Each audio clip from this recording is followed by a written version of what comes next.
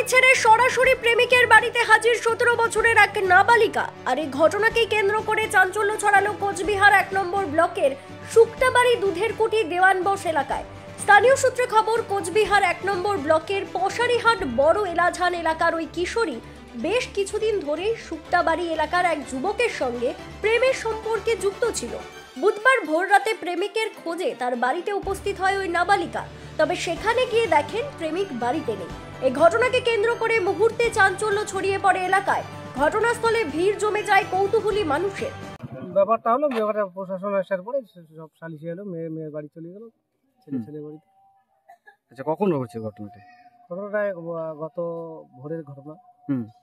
সকাল 10টার থেকে প্রশাসন এসে মেয়ে উদ্ধার করলো, মেয়ে উদ্ধার করে মেয়ের বাড়িতে চলে গেল।